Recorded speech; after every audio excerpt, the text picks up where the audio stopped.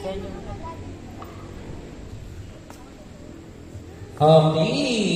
Good morning. Good morning. Good evening sa ating lahat, no? So, welcome sa night ng Sambang Gabi. Excited ba kayo? Okay, palakpakan naman natin si Lord kung excited kayo.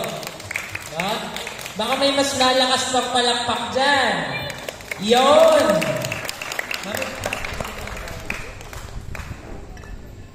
Nakapokus ba? Okay. Bago tayo magsimula, siyempre, pag-games muna tayo. Ayan, no? No coaching, ha? Logi yung mga matatanda sa bata, eh. Kaya nagtutulungan kayo, kaya maraming nasasagot. Okay? Pero dahil wala pa yung mga adult natin, at puro pa mga kids nandito, siyempre, pang-kids na question muna. Okay? Sige. Magbigay kayo ng kahit sinong Bible character. Sige. Character. Oo, tao. Huwag kayo magbibigay ng donkey o kamelyo, no? Tao. Pangalan ng tao. Okay lang, huwag kayong maghinga. Kahit sino, marami yan. Maria. Si Maria, yay! Palakpakan natin siya, no? Bigyan ng prizes yan. Sino pa po? Sino pa? Anak. Si? Si Pedro. Palakpakan na natin siya. Sino pa? Sige, taas po ng kamay. Ang daming Bible character sa Bible. Pinag-uusapan natin gabi-gabi. Sino pa po? Sige, taas kayo kamay. Anak. Si Pablo, yay! Palakpakan na nga, bigyan ng prize yan. Okay. Sino pa, anak? Si Matthew, woo! Yes! May natatandaan sila gabi-gabi. Anak. Si Cristo, amen! Yay! Okay. Si Chloe. Noah, yay! Okay. Nagtatasan kami na sa likod. Anak. Sino?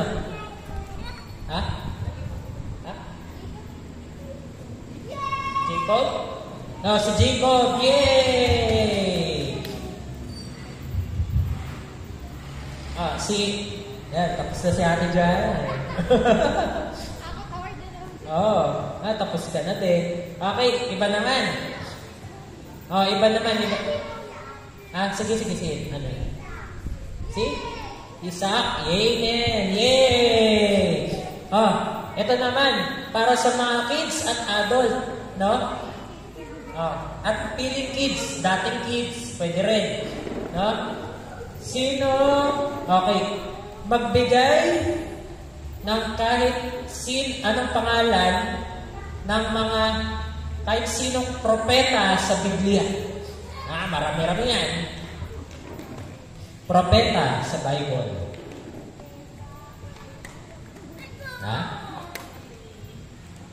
Propeta. Kasi yung mga ibang libro doon sa Bible ay Book of Prophecies. No? Sino? Hindi, guess lang. Sino? Nagya pa sila eh. Sino? Book, mga propeta sa Biblia. Marami po yan, no? May isang propeta na sikat. Sige na. Sino? Abraham. Pwede, di ba? Bigyan po natin siya ng prize. Palakpakan naman natin si ate, no? Sino pa po? Mga propeta natin. Anak.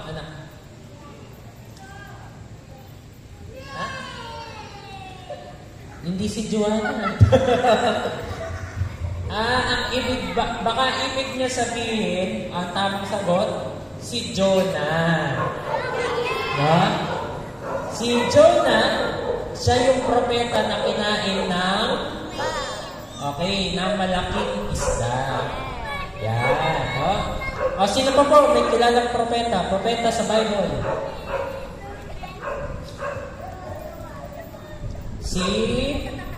Bigyan ko kayo ng hint. May tatlong propeta sa Bible na nag-i-start ang pangalan nila sa E. E.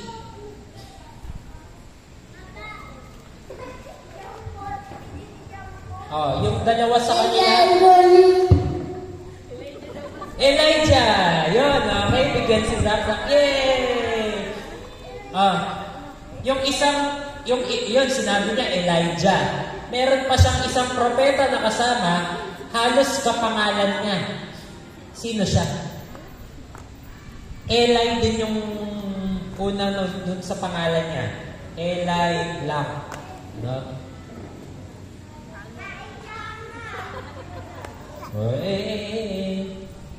Okay.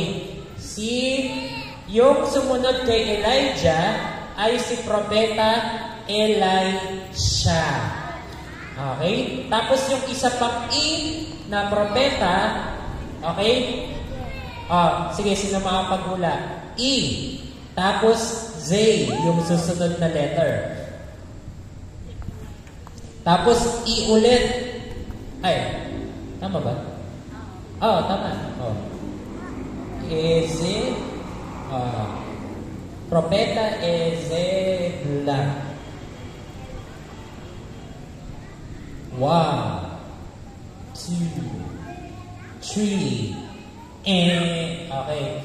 Ang tamang sagot ay si Propeta Ezekiel.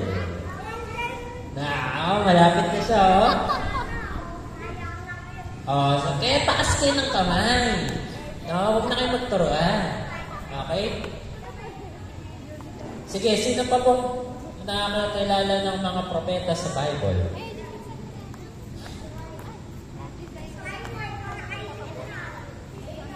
Sige. Sino po? Taas lang kamay. Propeta sa Bible. Sige.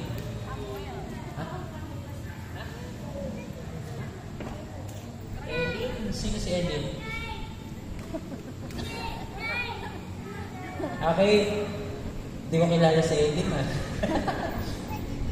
sino pa po? Sige. Bibigyan ko pa kayo ng ibang pangalan ng mga propeta. Si Propeta Isaiah. Si Propeta Habakuk.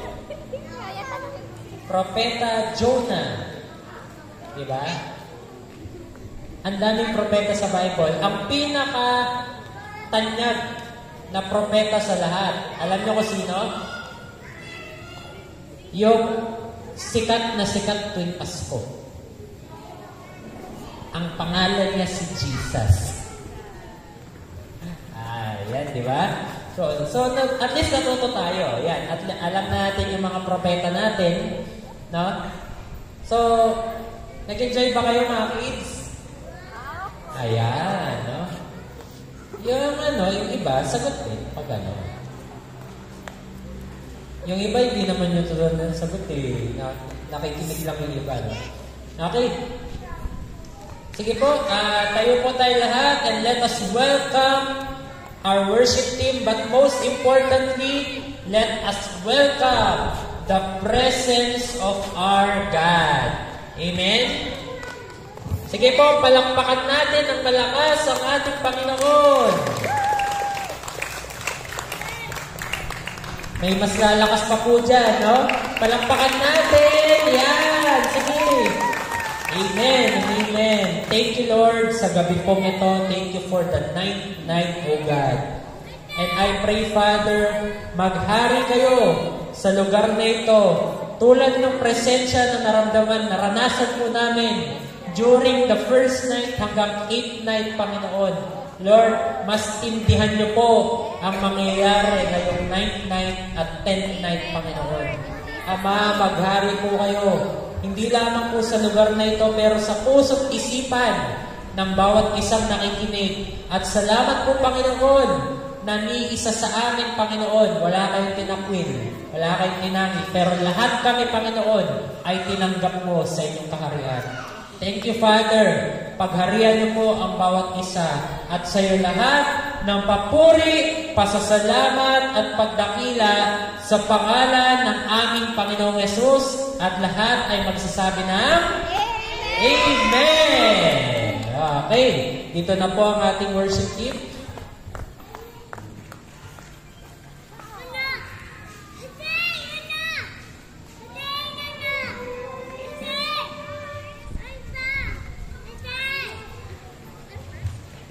Ayan, praise God. So, atin pong papurihan ng ating Panginoon.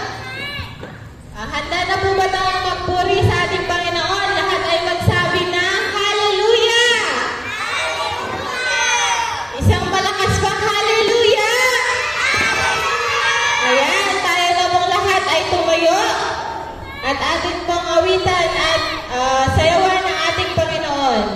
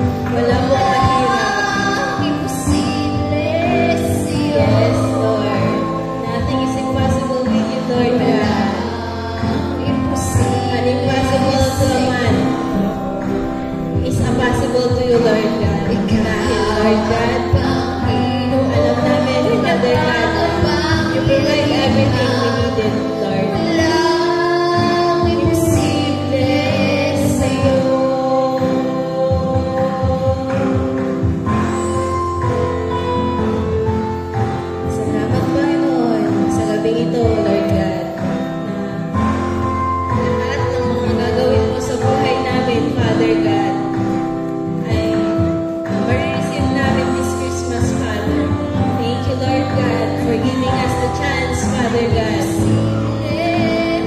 to change our lifestyle, Lord God.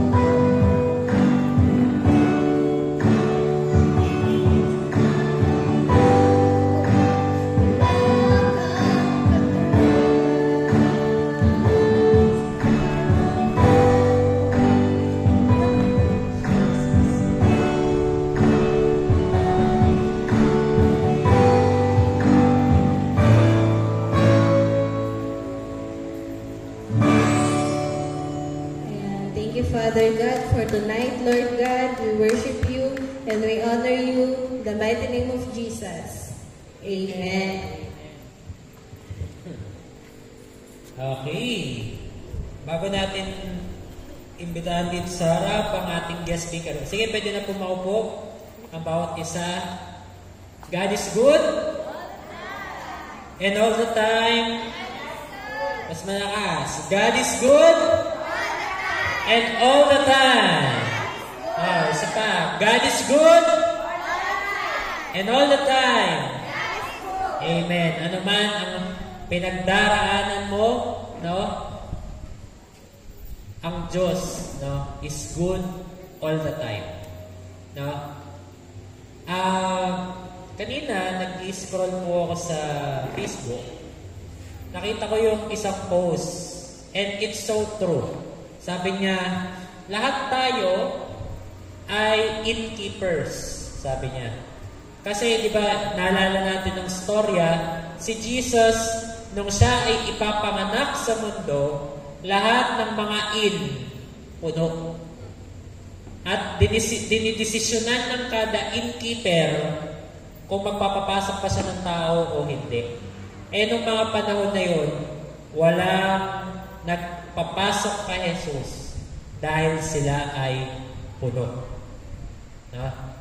Kaya nga lahat tayo, ngayong gabing ito, ay innkeepers. Ibig sabihin, may choice tayong mapuno sa mga bagay-bagay ng mundong ito o may choice tayong papasukin si Jesus sa buhay natin. No? Kasi ako naniniwala ako, hindi ka pwedeng punuin ng Diyos kung puno ka na. Puno ka ng alalahanin. Puno ka ng problema. Puno ka ng takot. Puno ka ng kung ano-anong bagay. Puno ka ng kasalanan. No? Ang dami pwedeng magpuno sa atin. Isa sa mga nagpupuno pa sa atin is yung puro iniisip natin, sarili natin. Di ba? Hindi ka pwedeng punuin ng Diyos kung puno ka ng ikaw. Pero mapupuno na tayo ng Diyos kung papapasukin natin siya. Make room, sabi nga. Prepare the way of the Lord. Okay? speaking of preparing the way of the Lord, sinabi rin po yan ng isa sa mga famous na propeta sa Biblia. Kilala niyo sino? Siya ang isa lang pala talaga, isang pinsan ni Jesus.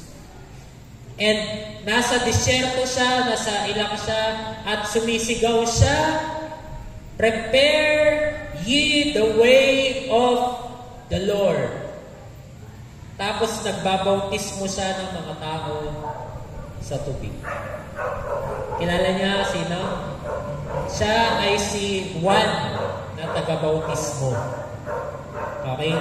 And ngayong gabing ito, meron tayong nag-imbita tayo ng propeta in the house, no? Because siya rin, wala siyang ibang sinisigaw kung hindi prepare ye the way of the Lord. Kasi siya ay nagpe-prepare ng mga puso at isipan ng mga tao to turn back to God. Okay? So hindi ko na papatagalin. Tatawagan mo po si Propeta Cyrene Bautista.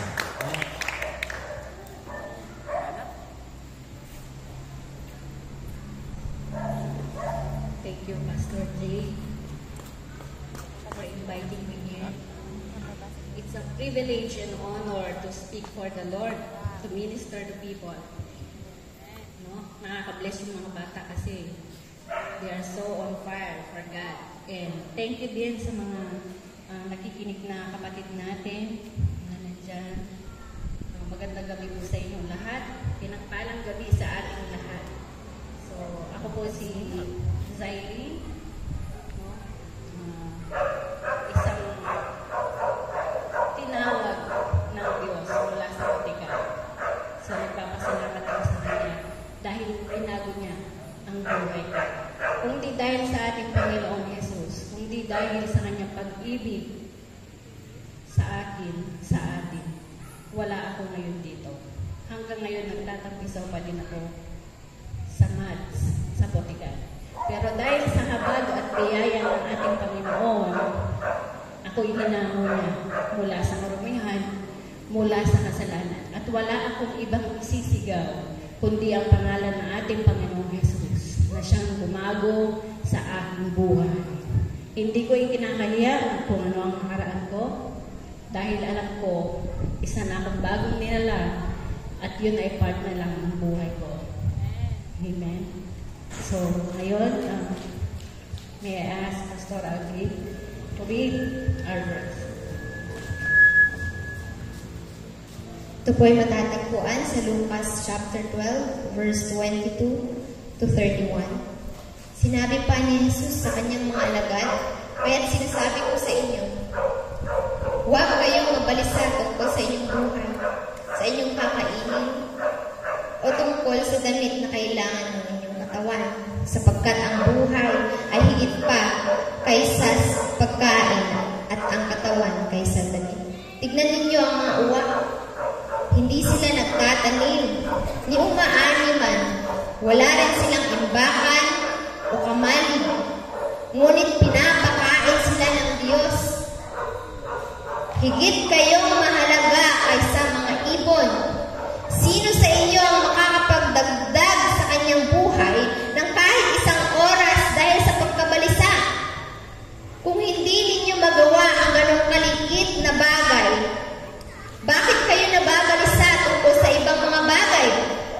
Tignan ninyo ang mga bulaklak sa parang, kung paano sila lumalago. Hindi sila nagtatrabaho ni humahabi man. Ngunit sinasabi ko sa inyo, kahit si Solomon sa kanyang karangyaan ay hindi nakapagdamit ng singganda ng isa sa mga bulaklak na ito. Kung dinadamitan ng Diyos ang mga damo sa parang na buhay ngayon at kinabukas ay ginagatong sa kalan, kayo pa kaya? Kay liit ng inyong pananampalataya, huwag kayong labis na mag-isip kung saan kayo kukuha ng kakainin at iinumin. Huwag na kayong mangamba. Ang mga bagay na ito, ang pinagkakaabalahan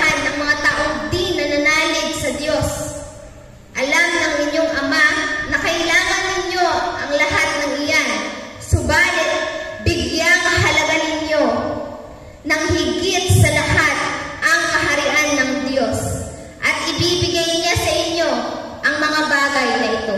Purihin po ang pagbasa ng Diyos. Amen. Thank you, Pastor Agri.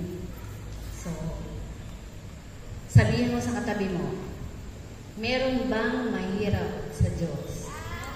Wala. Meron bang imposible sa Diyos? Walang imposible sa Diyos. Ang Diyos ay lumikha ng langit at lupa at ikaw ay nilikha niya rin at lahat ng nakikita mo sa mundo. Nilikha niya ay isang salita lang, nangyari ang lahat. Ano ang hindi niya kayang gawin sa buhay mo? Anong hindi niya kayang gawin sa buhay mo? So, napakaganda ng salita ni Lord, no? Sabi niya, higit na mahalaga ka. Higit na mahalaga ang buhay mo kaysa sa mga bagay sa mundo na ito. Oo, kailangan natin ng pera, kailangan natin ng pagkain. Pero hindi yun ang main purpose ng buhay natin sa mundo ito. The main purpose of your life, no, is to seek your Creator. Is to know your Creator. Sino ka ba? No? Sa Diyos na lumikha sa iyo. Alam mo ba kung gaano kanya kamahal? Kaya niyang ibigay ang lahat-lahat, even ang kanyang anak na si Jesus Christ. Ibinigay niya sa iyo. How much more ang mga bagay na ipinag-aalala mo? One time in my life, I've experienced so much trouble, so much hardship in life.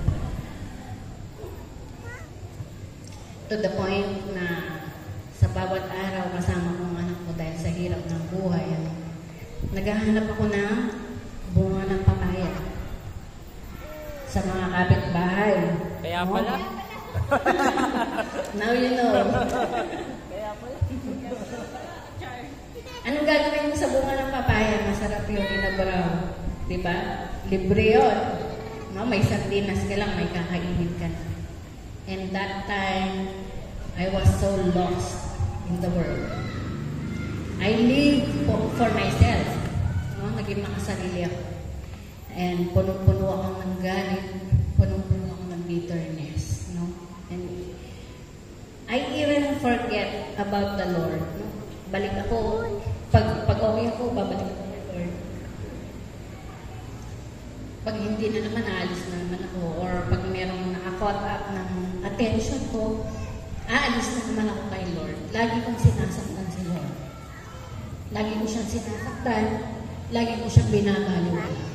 Pero ang Diyos na tapat, ang Diyos na buhay, kahit minsan hindi niya ako iniwan, kahit minsan hindi niya ako pinabayaan. Ang Diyos alam niya na meron akong free will. Pwede kong gawin ang kahit ano at yun ang ginawa ko sa buhay ko. Ginawa ko ang lahat. No? Lahat ng kasalanan. I even sold my soul to the devil. No? In return, in exchange to the things that I chased, na akala ko magpapasaya sa akin. Pero hindi pala. Yun pala ang maglulungkok sa akin sa mas lalong mahirap. No? So, faith. Without faith, sabi ng salita ng Diyos, it is impossible to please God. No? What is faith?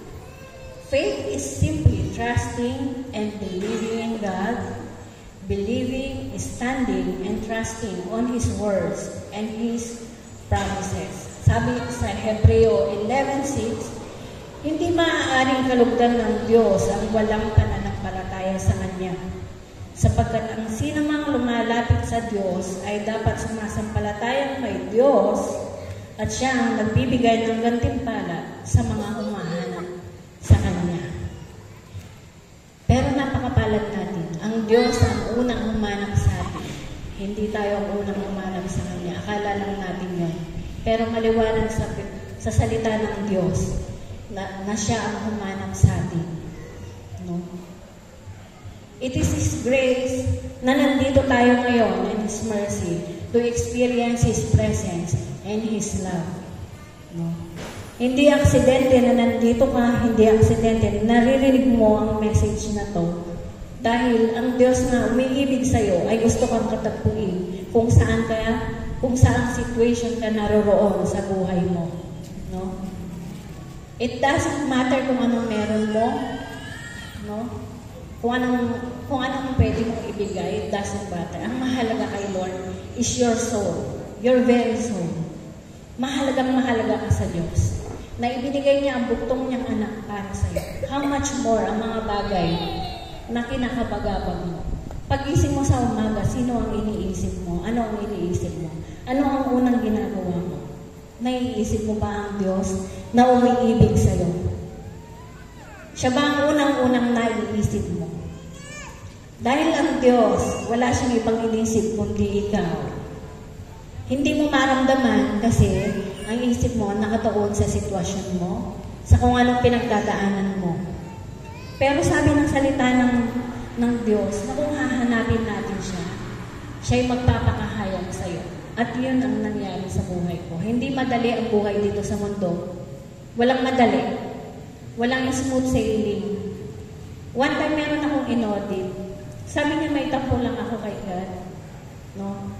Inaudit ko siya, nakagawa siya ng mali sa company. And sabi niya may tampo kay Lord. Sabi niya, anong tampo mo? Ginagawa ko naman lahat ng mabuti. Sabi niya, nag-work naman ako ng maayos. Pero bakit ganun? Hindi ako yumayaman? Sabi niya. Ang tanong ko sa kanya, inalaw mo ba ang Diyos na maging Diyos talaga sa'yo? Sabi ko. Sa tingin mo ba siya wala siyang karapatan na magtampo sa'yo? Pero hindi. Hindi niya ako kinokontina. Kasi iniibig ka niya. It doesn't matter kung ano yung nagawa mo. It doesn't matter kung gaano kalalim yung kasalanan na ginawa mo. Ang hinahanap niya is yung lumapit ka sa Kanya. Magpakumbaba ka sa Kanya. You submit, you surrender, no? You sacrifice for Him. Hindi ganun kadali ang buhay. Pero, gumagaan ang buhay kapag kasama natin ang Diyos na nagsabi na, come to me, all you who are weary and heavy laden, and I will give you rest. Wala ang rest, wala ang peace, wala ang kapayapaan sa mga bagay dito sa mundo. No? Isa lang ang napatunayan ko sa buhay ko, naranasan ko na lahat. No? Relationships,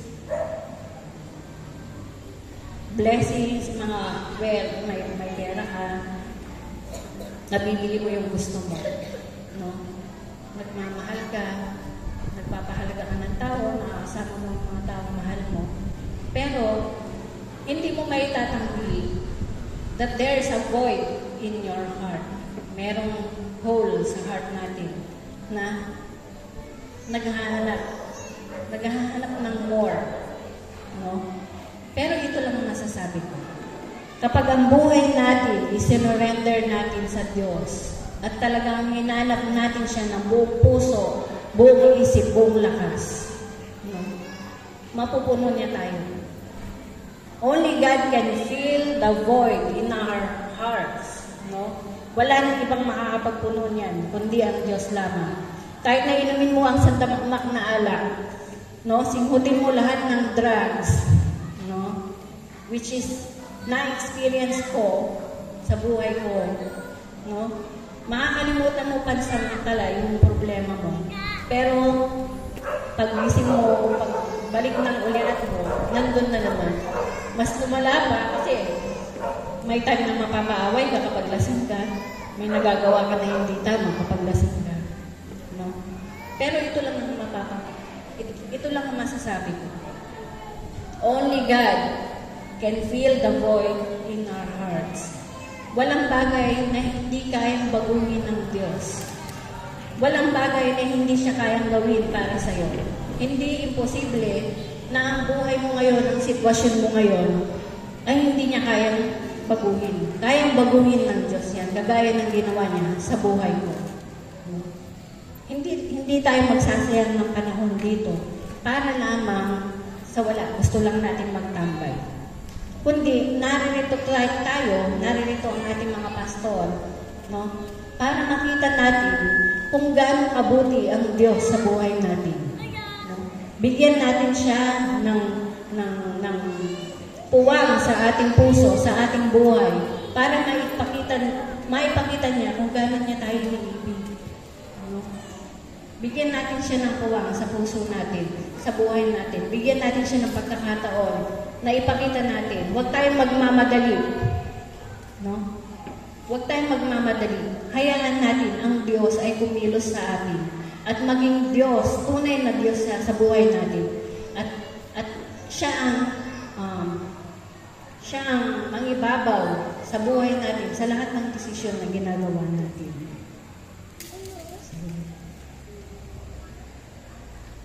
I just want to say na bawat isa sa inyo is mahalaga.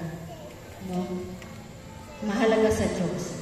Maybe sometimes hindi mo nararamdaman na mahalaga ka dahil kung mahalaga kay Lord, bakit ang dami mong pinagdadaanan ng pagsubok? Parang ng pag-grow mo ay pagsubok. Hindi ka matututo sa buhay kung wala kang pagsubok na pagdadaanan, kung puro ka lang masaya. No? Sa mundong ito, puro kapighatian, mga suliranin. No? Paano kung wala ang Diyos sa buhay mo? No? Only God, only Jesus, only the Lord, God Almighty, is the solution to everything in our life. No?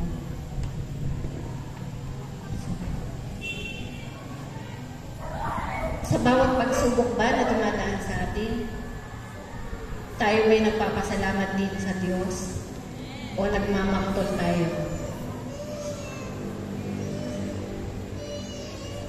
Ito lang yung na-realize ko. Mas masarap magpasalamat sa Diyos kapag ka may pagsubok. Kasi sa mga pagsubok, doon mo lalong makikita yung miracle, yung hands ni Lord na kumikilos sa buhay mo. Doon mo lalong mas mapapatunayan ang pag-ibig niya. No? At yung pag-ibig niya sa'yo at yung mga kamay niya. No? Yung support niya sa'yo. So, are we trusting the Lord? In every situation sa buhay natin, do we trust God? Do we believe in God na kaya niyang baguhin ang buhay natin? No? I want to give one verse para sa pagtatapos natin. Jeremiah 33:3. Sabi niya, "Call to me and I will answer you, and show you great and mighty things which you do not know." Call to me, sabi ng God. Tawagin mo siya. Tawagin mo siya. At sasagutin ka niya. Hindi ka niya ipapahiya. Lahat ng lumalapit sa kanya, hindi niya ipinapahiya. Tatanggapin ka niya, yayakapin ka niya, kahit ano ka pa, kahit sino ka pa. So, this year, I want to release a prophetic declaration to each and every one of us. This year, 2024, will be the year of breakthrough to many of us. A year of testimony on mighty encounters with God, healings, deliverance, financial breakthroughs, signs, wonders, and miracles. No? Keep seeking the Lord, keep pursuing Him and His kingdom, and you will see more of Him. Jesus Christ loves you so much, and He wants to show you more of Himself. So, palagi lang natin siya bigyan ng puwang sa heart natin. Unahin natin siya. No? Unahin natin ang pagkurso sa kabanalan, sa katuwiran. No? At makikita natin ng lahat ng bagay na ito na dinidesire ng heart natin ay magmamanifest sa buhay natin. No? Ay igagrant ni Lord ang mga desires ng heart natin. Unahin natin si Lord sa buhay natin at makikita mo kung paano kumilos ang mga kamay niya sa buhay mo. So, God bless you. God bless to everyone. Thank you, Pastor Jay, for inviting me.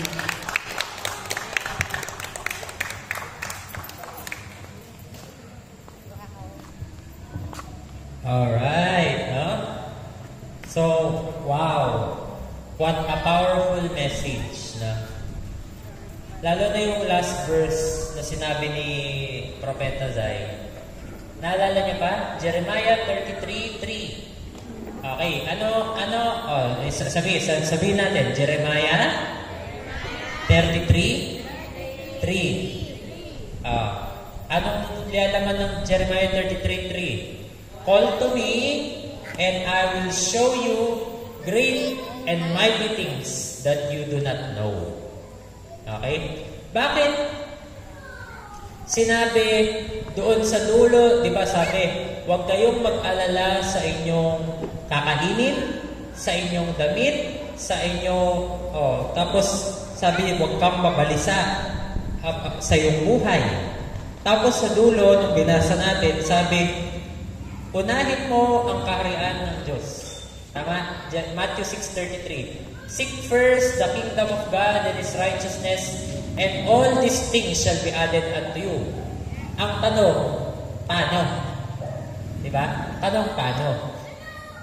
Actually, yung sinabi ni Ate Zay, or ni Propeta Zay, na seek first the kingdom of God at Jeremiah 33:3, ay halos magkaparehas. Bakit? Kasi, kapag ikaw ay namumroblema, ang unang naiisip mo sa umaga, problema. Tama? Kunwari, kumakatok na si Judith. Ayan na si Judith. Kumakatok na. Wala kang pambayad kay Judith. Delete ka pa kay Judith. May utang ka pa kay Bombay. Naku, yari. So ngayon, sa umaga, kagising mo, yun yung unang iisipin natin. Tama? Kasi yun yung kailangan mabayaran. Kunwari ba, wala kang pang matrikula sa school. Tapos nag-exam anak ko. Yun yung unang iisipin mo. Tama? Kasi yun yung kailangan. Ngayon, ang Diyos, sinasabi niya sa atin dun sa 2 verse na yun, ibahin mo yung pangangailangan mo. Ano, Pastor? Ibahin mo yung pangangailangan ko? Oo. Kasi yung sinasabi nating pangangailangan ng umpisa is lahat ng bagay sa mundong ito. Pero sinasabi ni Lord is dapat maging una siya, priority siya doon sa mga pangangailangan mo. Mas kailangan mo ba ang Diyos kaysa doon sa pambayad? Mas uunahin mo ba ang Diyos kaysa doon sa mga bagay-bagay? Okay? Tapos sa mga bago dito, no, bigyan ko kayo tip. Bakit mo kailangan unahin, Pastor? Wala na akong pambayad kay Bombay. Malapit na siya. Tatago na naman ba ako? Alam niyo mga kapatid, sinabi na ni Ate Zay kanina, Jeremiah 33:3, call to me and I will show you great and mighty things which you do not know. Minsan, minamaliit po natin ang kapangyarihan ng panalangin. Tama? Mananalangin tayo ganito. Lord, sana po huwag dumating si Bombay ngayon. Sana po mabayaran na yung mga matrikula ko. In Jesus' name, Amen. Thank you, Lord. Tapos alis ka na. Ito ang malaking problema ng mga mananampalataya. Alam niyo bakit? Tanong ko sa inyo, kung panay kong sinasabi dito, relasyon sa Panginoon, kayo, may relasyon kayo sa mga asawa nyo, tama? Ngayon, kung may relasyon kayo sa mga asawa nyo, ibig sabihin ba nun, kinakausap ka niya at ikaw kinakausap mo siya? Tama? Yun ang ibig sabihin ng relasyon. May kinakausap ka niya at kinakausap mo siya. Tama? Ang problema sa atin, tayo lang ang humihingi sa Lord. Tayo lang humihingi sa Diyos. Pero pag siya ang kakausapin ka na niya, in Jesus' name, amen. Bye-bye, Lord. Diba? Hindi ka na makikinig. Kaya, hindi natin alam yung great and mighty things. Sabi niya kanina, di ba? Call to me, and I will show you great and mighty things na hindi mo alam. Paano natin malalaman kung hindi tayo makikinig? Paano natin malalaman kung hindi tayo magpo-focus muna sa Panginoon? Hindi naman niya hinihingi yung buong araw mo para makinig sa Kanya. Maganda kung nakikinig ka sa Kanya buong araw. No? Pero yung maikting na pananalangin, na magbibigay ka talaga ng oras sa buong araw mo upang manalangin. At hindi lang yun magbasa ng salita niya. Okay? Bakit? Kasi yun yung mga panahon na mangungusap siya. No? Tapos, doon niya sasabihin yung plano niya para sa'yo sa araw na yun. Problema sa atin, ayaw nating pakinggan. Kaya nangangapa tayo sa buhay, Lord, kalooban mo ba to? Hindi mo ba kalooban to? Anong gagawin ko, Lord? Makinig. Makinig sa Panginoon. Amen? Pastor, problema nga ako. Yun nga yung testing sa atin.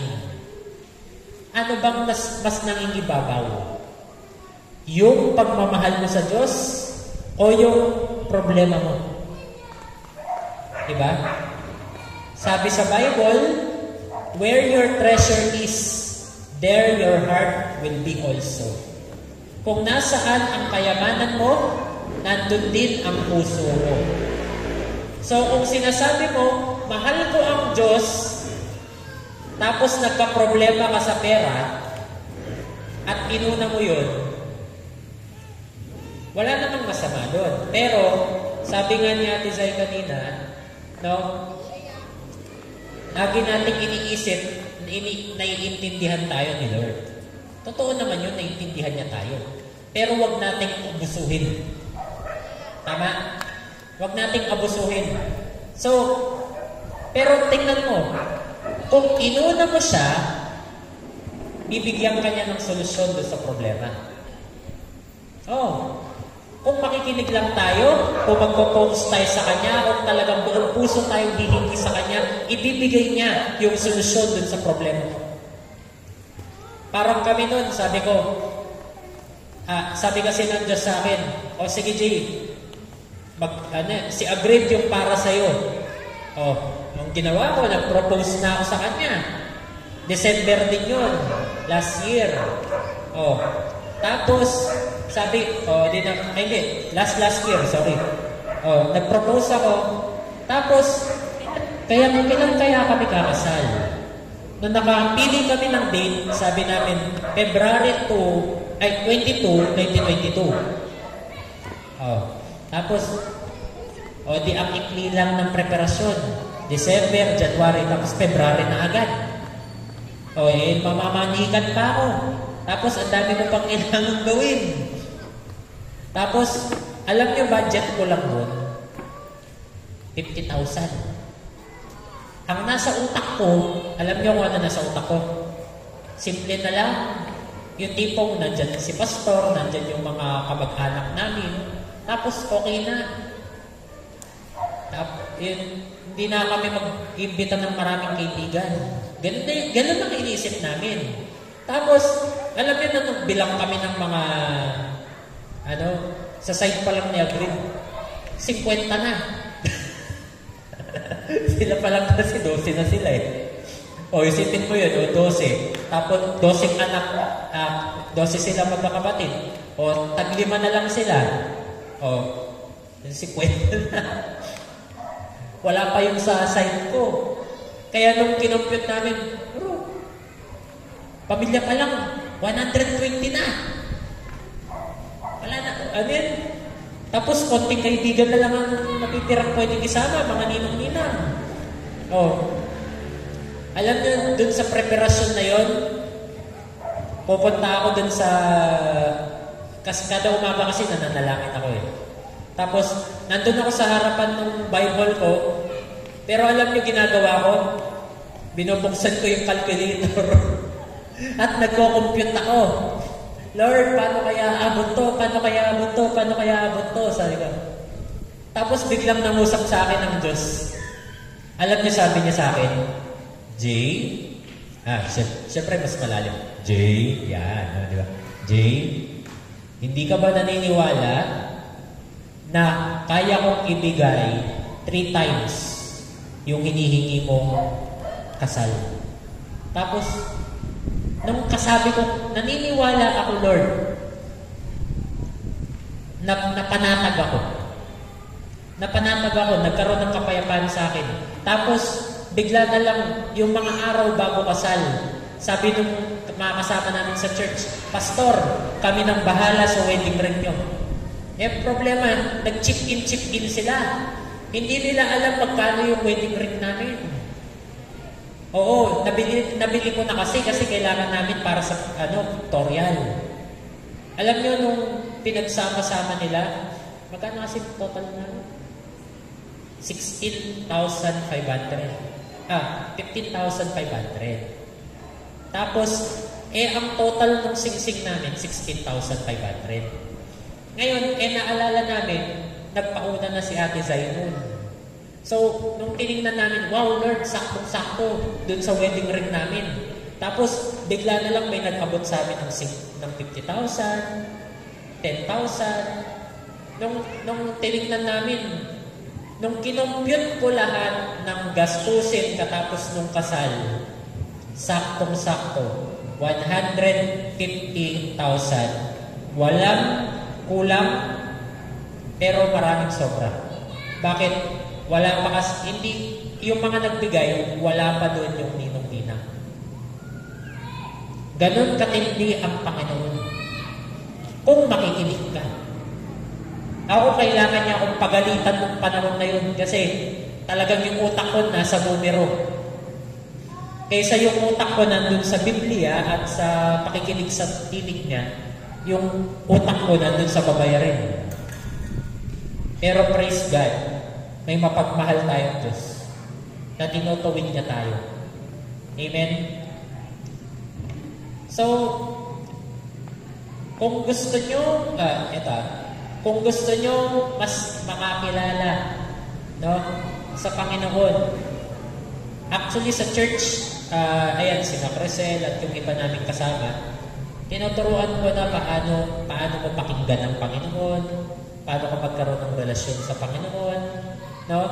Yung mga ganun, tinuturo namin doon sa church. Pero, sa ngayon kasi dahil sa panggabi, hindi ko pwede turo yun dito. Puubusat tayo ng oras. Ngayon, kapag may mga ganung gawain, you are all welcome to join. Para po lahat tayo natututo, lahat po tayo nag-grow sa Panginoon. Amen? So, sige po, ano oras na ba? Uy, maga pa. 7:14, no? Ngayon, ito po ang challenge ko sa bawat. Pagkabat nag-challenge na ang ating speaker kanina, dahil ito ay a night of prophecy. Narinig niyo po yung mga prophetic messages ni Ate Zay kanina patungkol sa atin. Sa ating lahat. Ngayon, kung gusto nyo magpa-pray sa amin after ng serbisyo, we are kumbaga, pwede kaming magbigay ng prophetic messages sa inyo. Okay? Kung willing lang kayo. Marami kasing tao hindi open sa prophetic. Okay? Kung open lang kayo at gusto nyo magpa-pray katapos sa servisyo, pwede po kahit sino sa amin. Okay? So, yun po ang Tapos, okay. Punta na po tayo sa isa sa mga pinakamasasayang gawain ngayong gabi. Nasa na ba yun?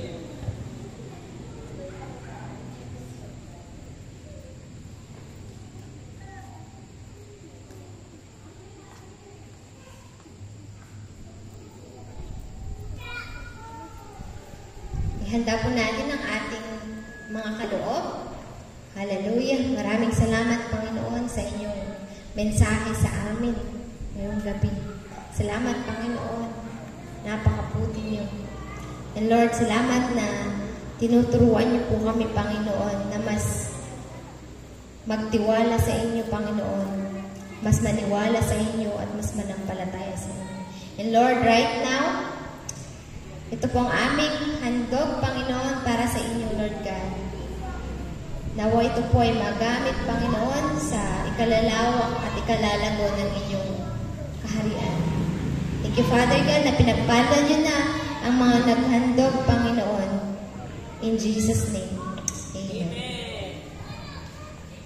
Love, love, love, tayo magmahalan. Love, love, love, tayo magsayawan. Love, love, love, tayo ay magpuri sa Diyos. Love, love, love, tayo magmahalan. Love, love, love, tayo magsayawan. Love, love, love, tayo magpuri ngayon. Amen. No? Are you blessed ngayong gabi nito? Parang okay lang kayo? Are you blessed ngayong gabi nito? Okay. So, praise God, no? Thank you sa bawat isang narito ngayong gabi nito. And sabi nga namin, it's not about the number. Hindi sa dami ng mga nandito ang magde-determine kung naengkwentro mo ang Diyos sa sampang gabi. Ang importante is yung mga aral na nanggagaling sa Biblia, pag umuwi ka, hindi lang yun hanggang dito. Pero tumatatak dapat yun sa puso. At ginagawa natin. Kasi wala nang mas sasaya pa kaysa sa amin kapag nakita namin na binago ng Diyos ang buhay ng bawat isa. Kahit itong mga batang ito, sabihin natin bata sila, pag balang araw, mga magiging future police, army, the chef, at saka teacher yung mga yan. Oh. Kaya wag natin dinalang lang ang mga bata. At maganda, habang bata pa kayo, praise God, kasi nandito kayo at natatamnan kayo ng salita ng Diyos. Amen? Kaya nga ako naniniwala ko lahat ng pangarap nyo para sa pamilya ninyo at para sa sarili nyo matutupad. Amen? Sige po. Yun nga, kung tulad ko na sinabi ko kanina, kung sino man po gusto magpa-pray after ng service, pwede po kayong lumapit sa amin. Bukas, last night na. Dahil night ngayon, pang-siyam na gabi ngayon. Anong ibig sabihin bukas? Pang-sampung gabi na. Yan, no? Pang-sampung gabi na. So, bukas, tulad ng na-announce ko kahapon, may ganun. May pakain tayo. Puling gabi na eh. No? Tapos, ito ang bonus natin. No? Bukas, we will be praying sa lahat ng gustong magpa-pray, pero especially sa lahat ng may sakit. No? Yun yung bonus natin from the Lord sa pang-sampung gabi. So, ibig sabihin, may pagkakataon po ang bawat isang narito to invite at magsama ng pamilya, lalo na kung yung pamilya o mga kasama natin, mga kaibigan natin, ay may sakit. Amen? Kasi hindi ako yung nagpapagaling sa kanila. Naniniwala kami kaya silang pagalingin ng Diyos. Amen? Sige po, tayo na po tayo. Kasi naniniwala po kami na dumating ang Panginoong Yesus 2,000 years ago para palayain tayo. Ngayon, malungkot ang Pasko kung isa sa atin may sakit. Tama? O kaya isa sa atin ay bilanggo ng kung ano-anong bagay. Kaya mawilit siyang palayain tayo. Sige po, taas na po natin ang ating mga kamay and receive the benediction of the Lord. O Samberga family, truly, how much the Lord loves you. And He wants to speak life sa mga buhay natin and show you great and mighty things that you do not know. Now, receive this benediction. May the Lord God Almighty, the Creator of the heaven and the earth, bless you and keep you. And may His face shine upon you and be very gracious to you. And may His face turn towards you, towards your health, your family, your career, your loved ones, and grant you shalom. Shalom and shalom. Sige po, tapos na po ang serbisyo. Mabuhay po tayo lahat.